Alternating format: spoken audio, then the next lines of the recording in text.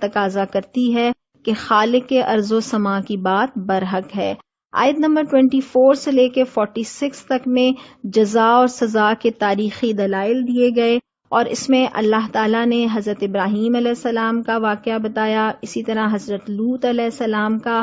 آل فرعون کا، قوم عاد کا اور قوم سمود کا تذکرہ ہے، اور اس کے بعد قوم نوح علیہ السلام کا بھی تذکرہ ہے۔ آیت نمبر 47 سے لے کر 49 تک میں اللہ فرماتے ہیں زمین کا جوڑا آسمان ہے اور کائنات کی ہر چیز جوڑ جوڑ ہے، یعنی زوجین ہے، اور دنیا کا جوڑ بھی آخرت ہے جو برپا ہو کر رہے گی، یہی عقل کا تقاضا ہے۔ آیت نمبر 50 سے لے کر 57 تک میں یہ بیان کیا گیا کہ انبیاء ڈرانے والے بن کر آئے، لیکن لوگوں نے انہیں کبھی ساحر کہا اور کبھی مجنون کہا، اور یہ کہہ کر ان کی دعوت کو ٹھکرا دیا، اور پھر اللہ تعالی نے دائی اور مبلغ کو ہدایت دے کر دعوت کے اصول بیان کیے، آداب بیان کیے، اور جنوں اور انسانوں کی تخلیق کا مقصد صرف اللہ کی عبادت یعنی کہ اطاعت اور عبادت الہی بیان کیا۔ آیت نمبر 58 میں اللہ تعالی ارشاد فرماتے ہیں کہ اللہ کی دو صفات دیکھیں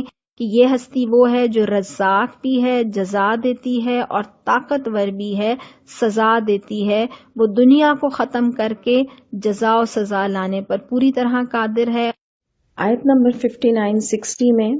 کہ عقل انسانی اس بات کا تقاضا کرتی ہے کہ ظالم کو ظلم کی سزا دینے کے لیے آخرت برپا ہونی چاہیے تاکہ وہاں عدالت انصاف قائم ہو۔ اب ہم سورہ طور کے مضامین کا خلاصہ دیکھیں گے۔ مکی سورت ہے، 49 آیات ہیں۔ اس سورہ مبارکہ کی پہلی 16 آیات میں ابتدا میں اللہ تعالیٰ قسم کھاتے ہیں کوہ طور کی اور اس پر دی جانے والی تعلیمات کی، اس کے علاوہ بیت معمور کی، اور بیت معمور آباد گھر، یہ خانہ کعبہ بھی ہو سکتا ہے، اور وہ گھر بھی جو آسمان پر عبادت کرنے والوں کے لیے مخصوص ہے، اس کے علاوہ آسمان کی اونچی چھت اور موجزن سمندر کی۔ اللہ تعالیٰ مشرکین کو خبردار کرتے ہیں کہ وہ دن آ جائے گا جس دن آسمان بری طرح ڈگمگائے گا اور پہاڑ اڑے اڑے پھریں گے، لہٰذا اس قرآن کو جادو کہہ کر نہ ٹالیں۔ آیت نمبر 17 سے لے کر 28 تک میں متقین کا ذکر ہے، یعنی وہ لوگ جو قیامت کی تصدیق کرنے کے بعد تقوی کی زندگی گزارتے ہیں،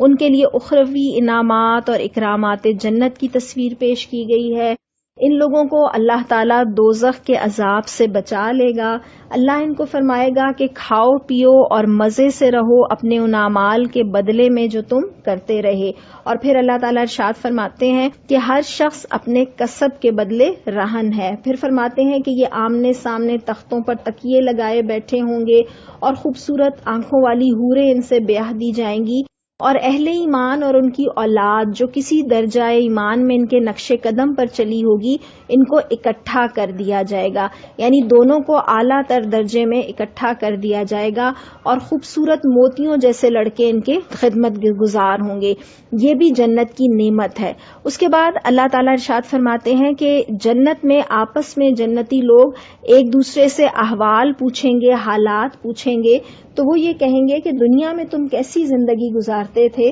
تو وہ کہیں گے کہ ہم اپنے گھر والوں میں ڈرتے ہوئے زندگی بسر کرتے تھے، یعنی اللہ سے بے خوف نہیں تھے۔ آخرکار اللہ نے ہم پر فضل فرما دیا اور ہمیں جھلسا دینے والی ہوا کے عذاب سے بچا لیا، اور پھر ساتھ وہ یہ بھی کہیں گے کہ پچھلی زندگی میں بھی ہم اسی کو پکارتے تھے اور اسی سے دعائیں مانگا کرتے تھے۔ اس کے بعد اگلی آیات میں جو آیت نمبر 29 سے 43 تک ہیں، اس میں نبی کریم صلی اللہ علیہ وسلم کو لوگوں کو نصیحت جاری رکھنے کا حکم دیا گیا، اور اس کے بعد منکرین آخرت کے سامنے ایسے سوال رکھے گئے جن پر غور کرنے سے یقیناً انسان حقیقت تک پہنچ سکتا ہے۔ اللہ تعالیٰ ان سے پوچھتے ہیں کہ کیا یہ اپنے خالق خود ہیں یا کسی خالق کے بغیر پیدا ہو گئے ہیں؟ کیا انہوں نے زمین اور آسمان کو پیدا کیا ہے؟ کیا اللہ کے خزانوں پر ان کا تصرف ہے؟ کیا کوئی سیڑھی ہے جس پر چڑھ کر یہ غیب کی خبریں جان لیتے ہیں؟ اور پھر کہا کہ کیا فرشتے یعنی بیٹیاں تم نے اللہ کے لیے بنائی اور اپنے لیے بیٹے؟ اور پھر نبی صلی اللہ علیہ وسلم کے اخلاص کو ثابت کرنے کے لیے پوچھا گیا کہ کیا وہ کوئی اجر تم سے طلب کر رہے ہیں؟ اور مشرکین سے یہ کہا گیا کہ ان دلائل کی روشنی میں بتاؤ، یعنی جواب دو کہ کیا اللہ کے سوا بھی کوئی اور الہ ہے۔ آیت نمبر 44 سے 47 تک میں اللہ تعالیٰ مشرکین کو سخت تنبیہ فرماتے ہیں اور بتاتے ہیں کہ ان کا رویہ یہ ہے کہ اگر آسمان کا کوئی ٹکڑا بھی ٹوٹ کر ان پر گرنے لگے تو یہ اسے بادل ہی کہیں گے، لیکن قیامت کے دن ان کی چالیں کام نہ آئیں گی، نہ ان کی مدد ہوگی۔ آیت نمبر 48-49 میں نبی کریم صلی اللہ علیہ وسلم کو ہدایات دی گئیں کہ صبر کے ساتھ اپنی دعوت کو جاری رکھیں، صبح و شام اپنے رب کی تسبیح بیان کرتے رہیں، یہ سب کچھ اللہ دیکھ رہا ہے، لہٰذا وہ آپ کو بے یار و مددگار نہیں چھوڑے گا۔ بہت خوبصورت الفاظ ہیں کہ اے نبی صلی اللہ علیہ وسلم تم ہماری نگاہ میں ہو، یعنی نبی صلی اللہ علیہ وسلم سے خاص التفات کا اظہار کیا گیا ہے اور خوشخبری دی گئی ہے کہ اسلام کی دعوت ساری دنیا میں پھیل کر رہے گی۔ سورۃ النجم مکی سورت ہے، 62 اس کی آیات ہیں، اور نزول کے اعتبار سے یہ پہلی سورہ مبارکہ ہے جس میں آیت سجدہ ہے۔ اس سورہ مبارکہ کے آغاز میں اللہ تعالیٰ ارشاد فرماتے ہیں کہ قسم ہے تارے کی جبکہ وہ غروب ہوا، تمہارا رفیق نہ بھٹکا ہے نہ بہکا ہے، اور وہ اپنی خواہشات نفس سے کچھ نہیں بولتا۔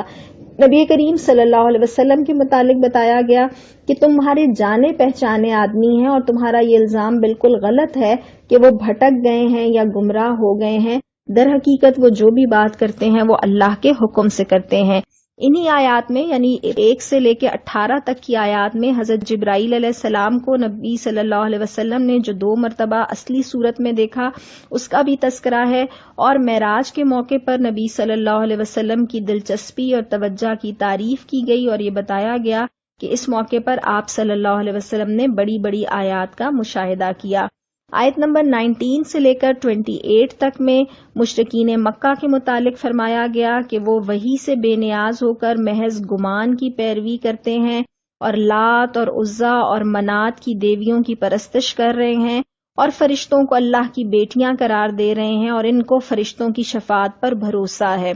یہاں اللہ تعالیٰ ارشاد فرماتے ہیں کہ یہ گمان کی پیروی ہے اور خواہش نفس کے مرید بنے ہوئے ہیں، حالانکہ ہدایت آ چکی ہے۔ آیت نمبر 29 سے لے کر 35 تک میں نبی کریم صلی اللہ علیہ وسلم کو ارشاد فرمایا گیا کہ جو لوگ ہمارے ذکر یعنی قرآن سے منہ موڑنے والے ہیں ان کو ان کے حال پر چھوڑ دو، کیونکہ یہ وہ لوگ ہیں جنہیں دنیا کی زندگی کے سوا کچھ مطلوب نہیں ہے۔ تو قیامت کی عدالت کا مقصد اچھوں کو جزا دینا اور بروں کو سزا دینا ہے، اور اہل جنت کبیرہ گناہوں سے اجتناب کرتے ہیں۔ آیت نمبر 36 سے لے کر 55 تک میں صحیفہ ابراہیم علیہ السلام اور تورات کی تعلیمات کا خلاصہ بیان ہوا ہے، اور وہ خلاصہ کیا ہے کہ کوئی نفس دوسرے کا بوجھ نہیں اٹھائے گا، دوسرا انسان کے لیے وہی کچھ ہے جو وہ کمائے گا، انسان کی کوششیں دیکھی جائیں گی اور بھرپور بدلہ دیا جائے گا، آخرکار رب ہی کی طرف لوٹنا ہے،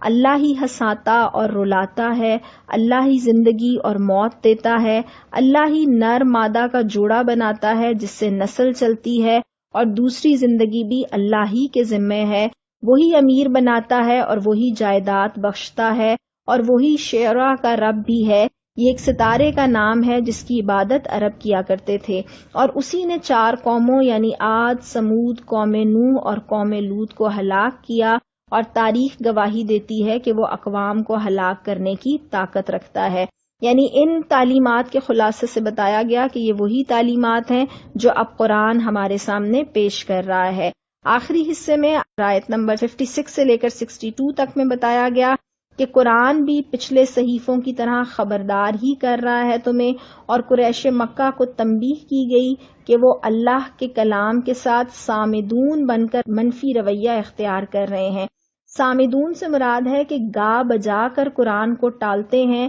یا قرآن کو سن کر غصے سے تکبر سے نکل جاتے ہیں۔ ان کو بتایا گیا کہ قیامت کی گھڑی قریب ہی ہے، تم ہنستے ہو اور روتے نہیں ہو، اور آخری آیت میں یہ فرمایا گیا کہ جھک جاؤ اللہ کے آگے۔ اب ہم سورہ قمر کے مضامین کا خلاصہ دیکھیں گے۔ مکی سورت ہے، 55 آیات ہیں، اور اس کی پہلی 8 آیات میں سب سے پہلے اللہ تعالیٰ ارشاد فرماتے ہیں کہ قیامت کی گھڑی قریب آ گئی اور چاند پھٹ گیا۔ ہجرت سے 5 سال قبل قمری مہینے کی 14ویں شب میں چاند یکا یک پھٹا، اور اس کا ایک ٹکڑا سامنے کی پہاڑی کے ایک طرف اور دوسرا ٹکڑا دوسری طرف نظر آیا، اور پھر لمحے بھر کے بعد دونوں ٹکڑے باہم جڑ گئے۔ اس منظر کو سب نے دیکھا تھا اور سب اس کو جانتے تھے۔ اللہ تعالیٰ نے ارشاد فرمایا کہ یہ قرب قیامت کی علامت ہے، اور کفار نے یہ کہا کہ محمد صلی اللہ علیہ وسلم نے ہماری آنکھوں پر جادو کر دیا اور ہماری آنکھوں نے دھوکہ کھایا، مگر جب باہر سے آنے والے لوگ آئے تو انہوں نے بھی اس کی شہادت دی کہ ایسا واقعہ ہوا ہے۔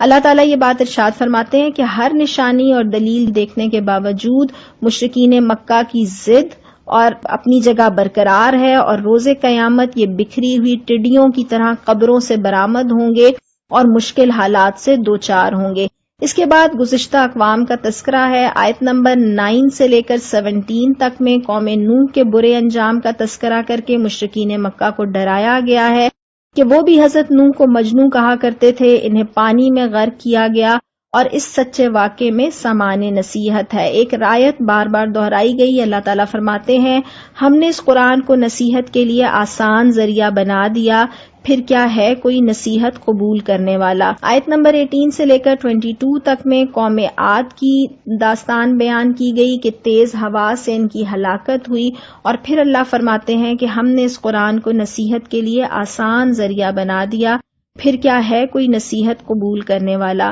آیت نمبر 23 سے 32 تک میں قوم سمود کے انجام سے منکرین آخرت کو ڈرایا گیا کہ یہ حضرت صالح علیہ السلام کے متعلق کہا کرتے تھے کہ ایک اکیلا آدمی جو ہم میں سے ہے، کیا ہم اس کے پیچھے چلیں، اس کا اتباع کریں تو مطلب ہے کہ ہم بہک گئے اور یہ جھوٹا ہے۔ اور آج قریش مکہ بھی اسی روش پر چل رہے ہیں، اور قوم سمود کو ایک زوردار آواز اور دھماکے سے ہلاک کیا گیا تھا، اور اللہ فرماتے ہیں کہ ہم نے اس قرآن کو نصیحت کے لیے آسان ذریعہ بنا دیا، پھر کیا ہے کوئی نصیحت قبول کرنے والا۔ دیکھیں بار بار آیت دہرائی گئی کہ قرآن تو کھلی نصیحت ہے، اب دراصل ہمیں اپنے دلوں کو کھولنا ہے، اللہ سے دعا مانگنی ہے رب اشرح لی صدری، کہ اللہ ہمارے سینوں کو کھول دے اور قرآن کو ہمارے سینوں کا نور بنا دے۔ آیت نمبر 33 سے لے کر 40 تک میں اللہ تعالیٰ قوم لوط کا انجام بیان کرتے ہیں کہ اللہ نے انہیں پتھر برسانے والی ہوا کے ذریعے ہلاک کیا، اہل ایمان کو بچا لیا،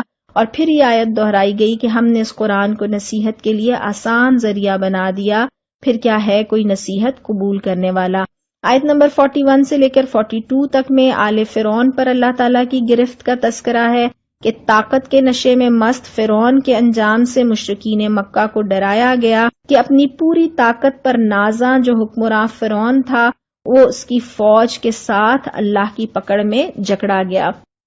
آیت نمبر 43 سے لے کر 55 میں اللہ تعالیٰ قریش کی شکست کی پیشین گوئی کرتے ہیں اور یہ پوچھتے ہیں کہ کیا ماضی کی ہلاک شدہ قوموں کے مقابلے میں تمہارے رویے مختلف ہیں؟ تم بھی نبی صلی اللہ علیہ وسلم کی تکذیب کر رہے ہو، انکار کر رہے ہو، اور تم اپنی طاقت کے باوجود شکست کھا جاؤ گے۔ اور اللہ فرماتے ہیں کہ مجرمین کو آخرت میں بھی عذاب ہوگا اور دنیا میں بھی عذاب الہی سے دوچار ہو سکتے ہیں، جیسا کہ پچھلی 5 قوموں کا ذکر کیا گیا ہے، اور ساتھ یہ بھی بتایا کہ ہلاکت کے لیے اللہ کا قانون ہر زمانے میں ایک جیسا ہی ہے۔ متقین کے لیے انعامات کا تذکرہ کیا گیا اور فرمایا گیا آخری آیت میں کہ نافرمانی سے پرہیز کرنے والے یقیناً باغوں اور نہروں میں ہوں گے سچی عزت کی جگہ بڑے ذی اقتدار بادشاہ کے قریب۔ اللہ تعالی ہمیں نافرمانی سے بچنے والا، قرآن سے نصیحت حاصل کرنے والا اور سچی عزت کی جگہ پر پہنچنے والا بنا دے۔ وآخر دعوانا ان الحمدللہ رب العالمین۔